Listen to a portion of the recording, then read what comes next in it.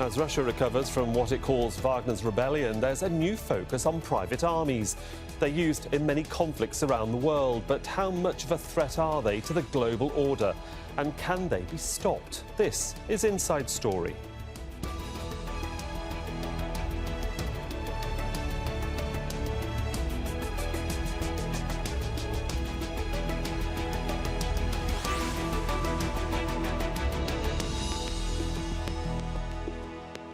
Hello, welcome to the programme. I'm Sohail Rahman. The mutiny by Russia's Wagner Mercenary Group has shone a light on the shadowy world of private armies.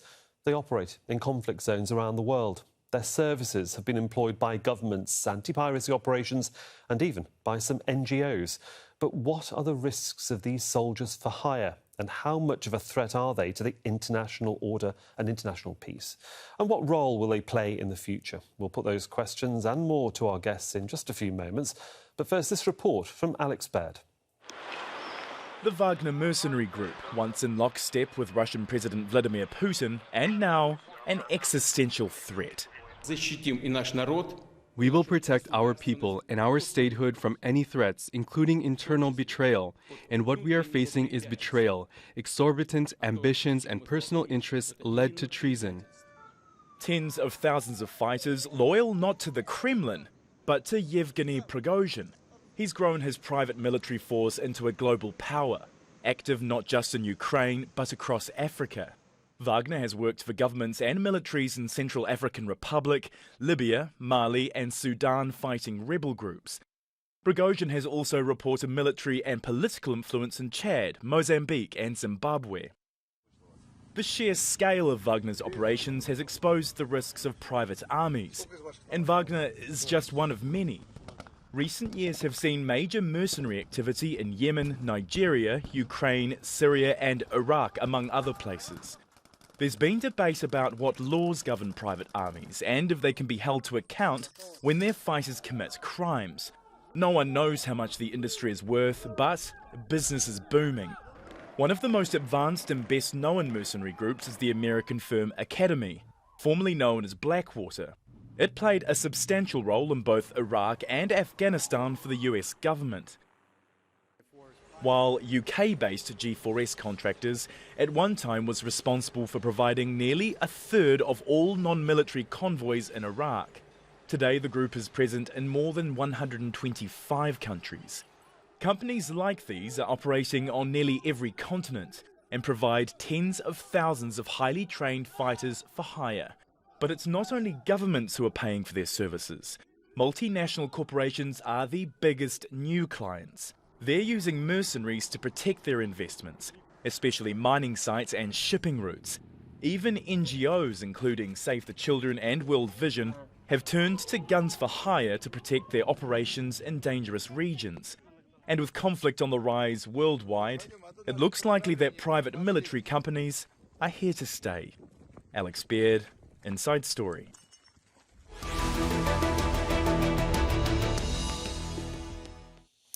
Let's bring in our guests now. In Honolulu, Hawaii, Shone McFate, a former military contractor and author of The Modern Mercenary. In Copenhagen, Sorcha MacLeod, a member of the UN Working Group on the Use of Mercenaries.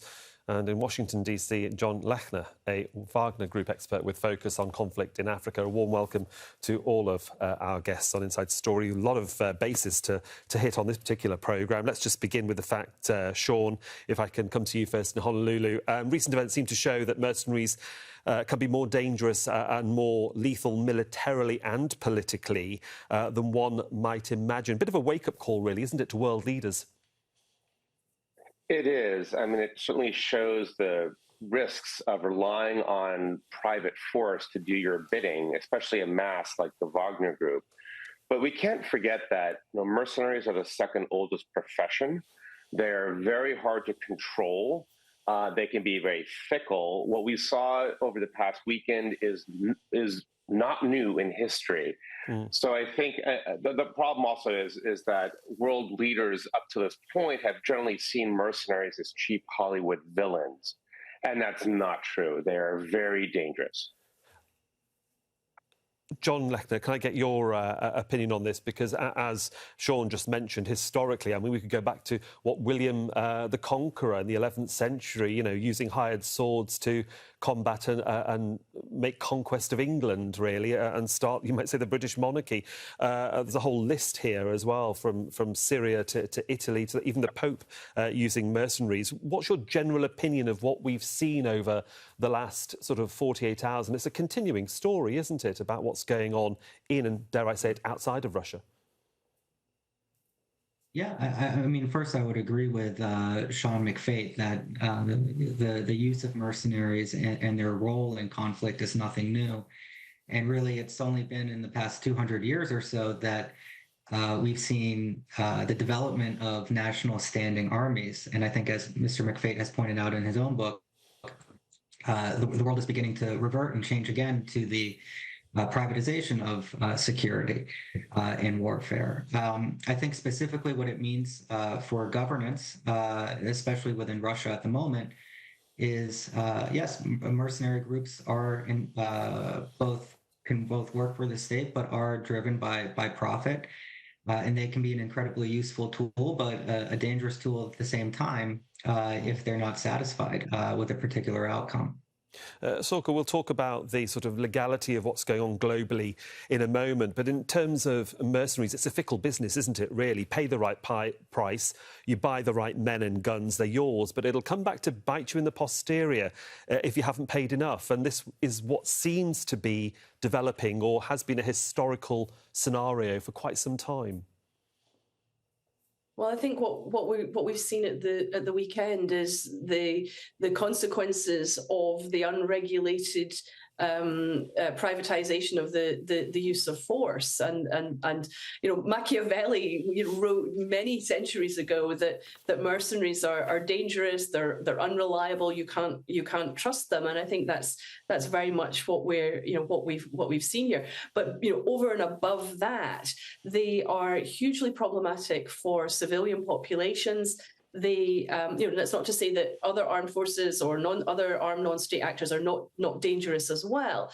But when mercenaries are involved in an armed conflict, what we see is that the levels of violence against civilian populations rises substantially. They prolong the conflict. You know, we've seen with their involvement in Libya how they've undermined the peace process, and they destabilize whole regions. Sean, can I just come in there? You were not sort of shaking your head there. Is there something you want to say? Yeah, I would also say that history also shows that, you know, mercenaries can be deeply dishonest, but so can their clients. I mean, the popes who hired mercenary armies were infamous for not paying them. When I worked in Africa, nobody wanted to work, well, this is not against Sorcha, but nobody wanted to work with the UN because nobody didn't think they'd get paid. So it's not just mercenaries ripping off their clients, it's also clients ripping off their mercenaries. But I agree with Sorcha. There's a saying in Africa that when the elephants fight, the grass gets trampled. And civilians are the grass. And this is an element of private warfare that's deeply problematic. OK, I want to come back just to John Lechner, just a little bit more focus on Russia and what's going on there before we move on to the much wider picture. I mean, Prigozhin now, where does he stand right now? He's perhaps on his way to Belarus. Does he have any leverage? Does Wagner have any leverage now with Moscow? And what is the state of play with those mercenaries of his company? Sure. I mean, there's to say anything with certainty right now. I think we need to have a degree of humility as we try to kind of predict where Prigozhin is sitting at the moment. We don't know if he's in Belarus at the moment. One of the things that I have been looking for is whether or not we would see any shakeup within the Ministry of Defense with figures such as Shoigu or Gerasimov, as these were Prigozhin's main rivals within the Russian government, and essentially the figures that he was trying to oust. And thus far, we saw Shoigu receive a medal, so it seems like he is not going anywhere. And so, essentially, the question now remains whether or not Prigozhin himself is able to retain control over the group. I think at the end of the day, regardless of a change in management, Wagner, over the course of several years, has built significant infrastructure in Africa. And not only physical infrastructure, but something I think is even more important, which is actually just contacts and networks and relationships. And so, like any CEO who comes into a new company, you can't fire 2,000 people and expect to bring in 2,000 who could get the thing running again perfectly. Sorcha, I suppose really watching what's going on, and analysing what's going on from the sidelines and out of those areas of conflict, it does really make you think about tackling the issue of mercenaries and how to, as you say, not just legalise it, but control it, if it can be. I mean, it seems that the largest number of mercenaries are ex-military personnel themselves that haven't found their place in society after they've left the forces, and they are a gun for hire. So is it not a combination of trying to tackle the problem at source, which is what do you do with ex-military or ex-military trained personnel looking for a career after they've left the forces? Yeah, I mean, I think certainly that's been the traditional profile of mercenaries, and we have to be very specific about the language that we're using here. You mentioned you'd come back to me on the legality of the situation here. So what we have to understand is that mercenary has a specific international legal definition. It's a very difficult definition to meet, and it's essentially, just if I can summarize it, is somebody who has been recruited specifically to participate in an armed conflict, and that they did directly participate in an armed conflict. Now, that's where we get into difficulties. Different states take different views about what it means to directly participate in a hostility. So you will see some that will say, you mentioned some American companies earlier, for example, and you put them under the mercenary label. Others would say, and America, the US would say, they're not mercenaries. They did not directly participate in the hostilities. They weren't actually fighting. So we have to be really careful about the language that we use here, because there is a specific regulatory framework that does in fact criminalize the recruitment, the training, the finance, and the use of mercenaries. But to come back to your point about who mercenaries are, the working group is about to finalise a report on recruitment practices, because while yes, the traditional profile of a mercenary is somebody who is an ex-military personnel, retired military person, and who's been trained and has combat experience, and of course that's why they're used and sought after as mercenaries.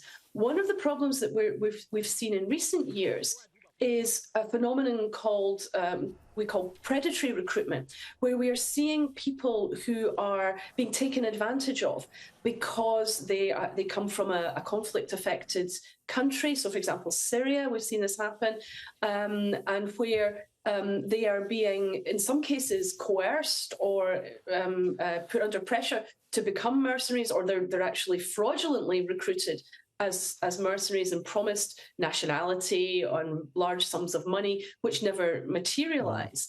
We've also seen in the Russian context very recently, where individuals were recruited from prisons to fight for the Wagner Group in Ukraine. Now, while some of them did in fact volunteer to do that, others were pressurized or put under duress to become mercenaries. And so there's a whole new layer of problem there, that these people are themselves becoming victims in some circumstance. I mean, there are layers, and you've totally sort of sorted it out. It is very difficult, as you say, the terminology, but for the sake of the time we have, obviously we're going to use mercenaries as a generic term. Shaun, can I just come back to you, because Sorcha did mention Syria. I mean, the rewards for mercenaries are large, and with a conflict, salaries can be, several-fold more than you would get perhaps on the domestic market. The way that armed mercenaries, if we just use that term for now, are used is different in the different contexts. If we look at Syria, for example, we know that mercenaries were used, you might say, to get rid of ISIL and to protect oil reserves. And in doing so, the mercenaries that have a loyalty to a certain state or a country find that companies from that state or country actually get contracts. There is a subliminal aim here, isn't there? Yes, there's a quid pro quo. I mean, I think looking at the extractive industry and mercenary development, there's a twin story to be seen here. Not all extractive industry, of course, but I mean, Prigozhin's own model is, he is in Mali, he's in Syria, he's doing mines. So what happens is he goes to a government like Mali. He'll say, look, I can coup-proof you. I have the Wagner Group, and I also have the Internet Research Agency, the Troll Factor, which he also owns to do disinformation, cyber. And in exchange, I want to, mine for gold or oil or whatnot. And we've seen this model work for him across Syria and across Africa. And if he wanted to, he could keep that maybe moving. But as one of my colleagues just said, it's really hard to get inside the minds of Putin and Prigozhin.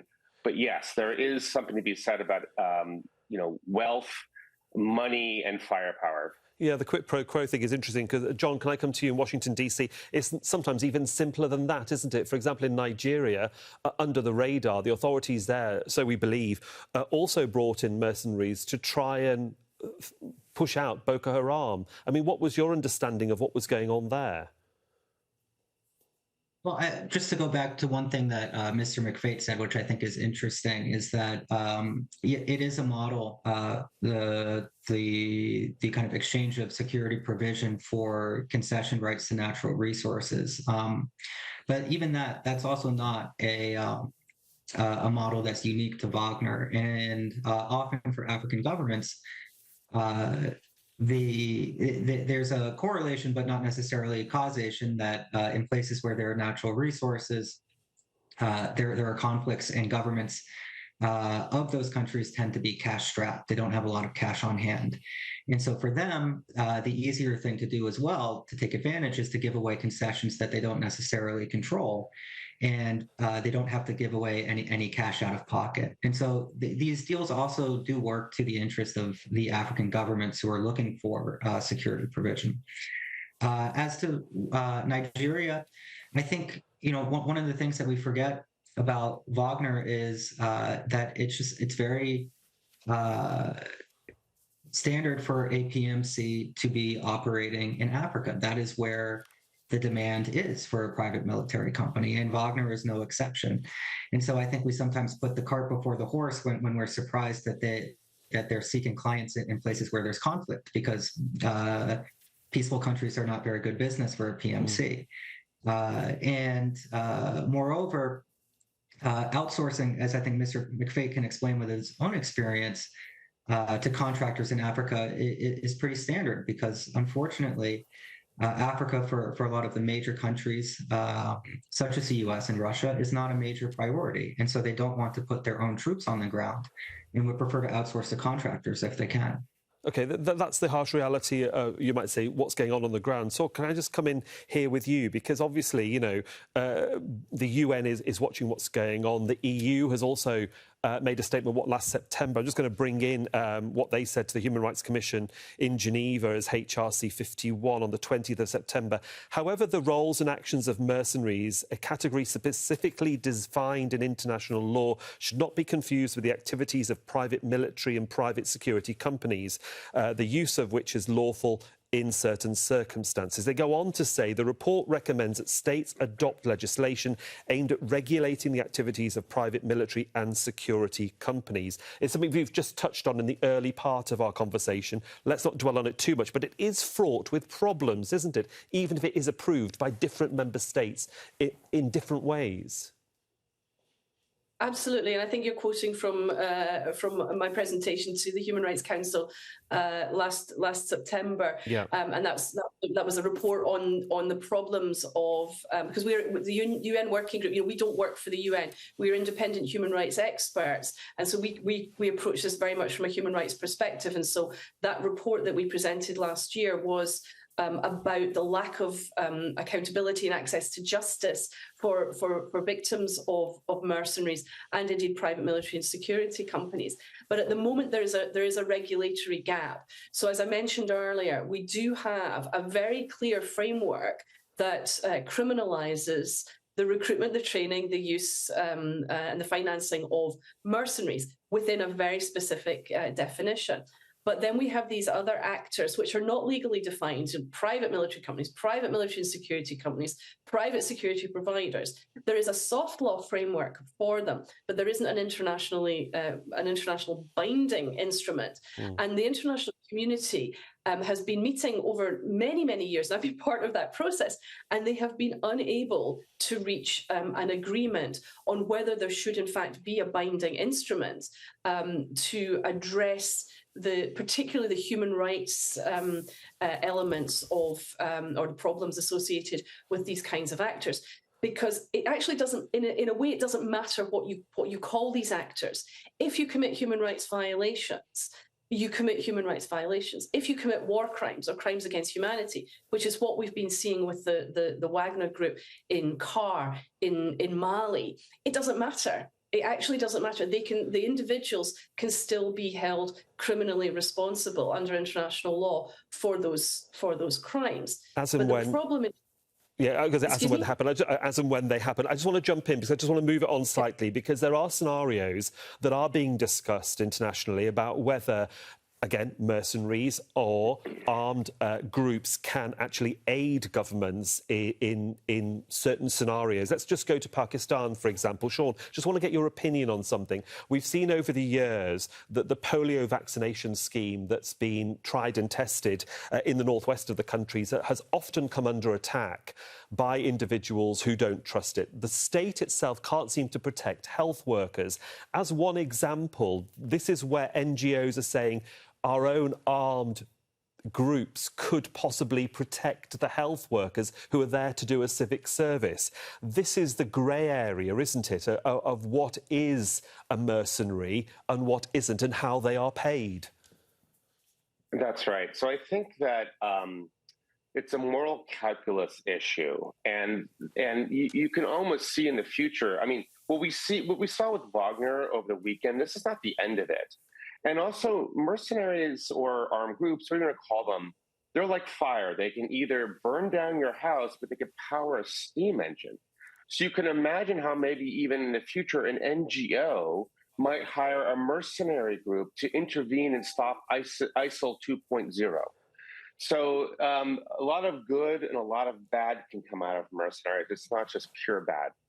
OK, so, John, let me bring you in here. Different type of mercenary, those protecting oil tankers and shipping in places like the Straits of Malacca in Asia-Pacific, the Gulf of Guinea, West Africa, or even in the Gulf of Aden in the Middle East. Some of those, we've seen oil tankers hijacked before, but now we're seeing a scenario where there are armed men who have been brought in by companies to protect those sorts of vessels. There is a justifiable reason sometimes to have such mercenaries on board in those locations and on those vessels. Yeah, I mean, I think as Shaun was saying, it's a very complicated issue, and ultimately it comes down to one's own take on the morality and defining what is the greater good. Everybody's able to frame their specific interests as some sort of exception. Necessary exception to the rule that should apply to others. I think, interestingly enough, Wagner Group developed out of a lot of the private security that was occurring in shipping lanes, especially during the Somali piracy crisis. And I think whether we like it or not, there's going to be a demand for that, and that's one thing that I don't think we've addressed is the demand side and not necessarily the supply side. I mean, ultimately, mercenaries are a product of conflict. They're a symptom of an illness. They're not the illness itself.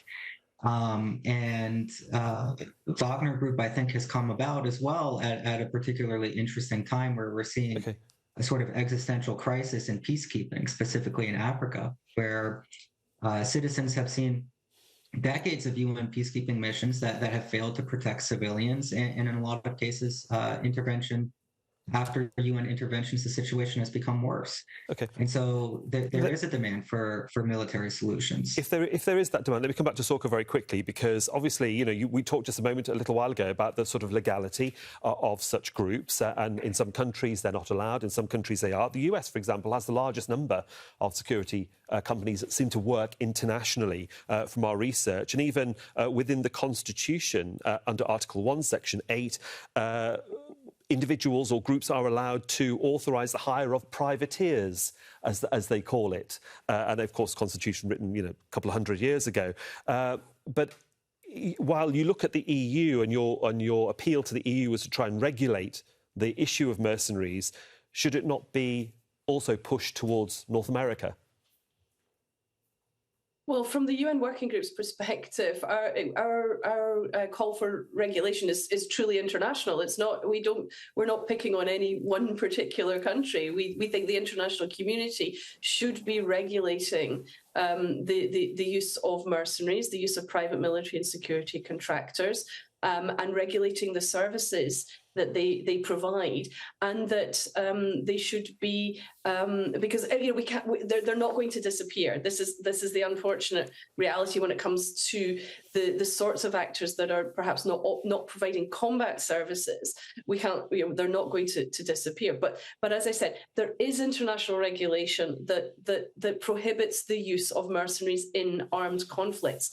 But when it comes to the other sorts of activities and the other sorts of services that they're providing, we do see regulatory gaps, and that's hugely problematic. And all states, no matter where they are in the world, should be addressing this as a matter of urgency. And there, sadly, we have to leave the conversation that we've had, but I really would like to thank all of my guests there, Shone McFate, Sorcha MacLeod and John Lechner. Thanks so much for joining us on this edition of Inside Story. And thank you for watching as well. You can see the programme again anytime by visiting our website at aljazeera.com. And for further discussion, go to our Facebook page. That's facebook.com/AJ Inside Story. You can also join the conversation on Twitter. Our handle there is @AJ Inside Story. From me, Sohail, Rahman and the entire team here, thanks very much for your time and your company.